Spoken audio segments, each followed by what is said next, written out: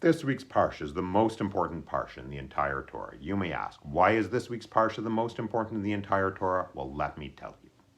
Parsha Beshalach takes the Jewish people from the border of Egypt to the foot of Mount Sinai.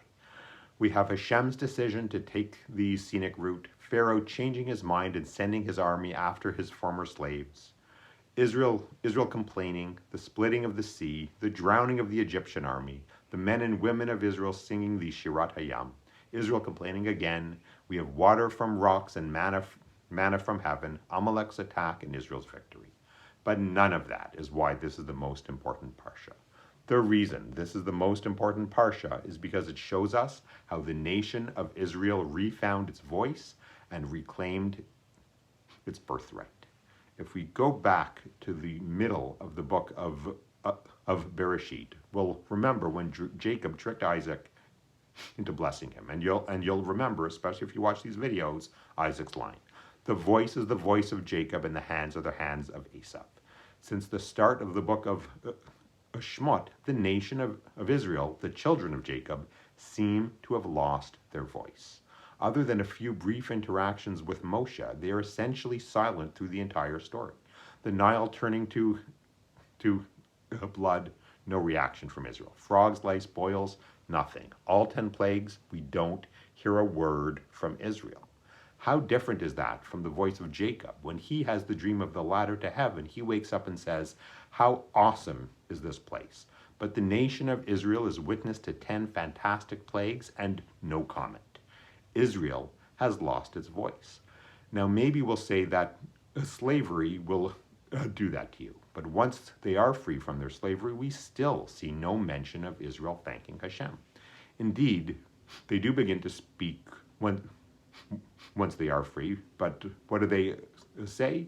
Were there no graves in Egypt that you took us out to die in the wilderness? Okay, the sarcasm is fantastic, but is that really the voice of Jacob? Then we have the splitting of the sea, Israel going through and the water crashing down on the Egyptian army. Finally, Israel is really free and they finally use their voice properly. They sing a song of praise to Hashem. The voice of Jacob is beginning to come back. But what happens next? Literally, the paragraph after singing praise to Hashem, they're back to their old complaining ways, this time about the water being bitter. The very next chapter, we read, the entire assembly of the children of Israel complained against Moshe and Aaron. What was it this time? If only we had died by the hand of Hashem in the land of Egypt as we sat by the pot of meat when we ate bread, for you have taken us out to this wilderness to kill us by famine. Again, complaints, but no thank yous. Hashem rains down manna from heaven and provides quail, but after waking and eating miraculous manna, what does Israel say next? What is this that you have brought us up from Egypt to kill me and my children by thirst? Once again, complaints, but no thank yous. Israel found the voice of Jacob momentarily at the sea, but quickly lost it again. The voice of Jacob is supposed to be about praising and thanking Hashem, not about complaining. Jacob got the blessing from Isaac because he combined the voice of Jacob with the hands of Esau. If Israel has lost the voice of Jacob, are they still deserving of that blessing? And just then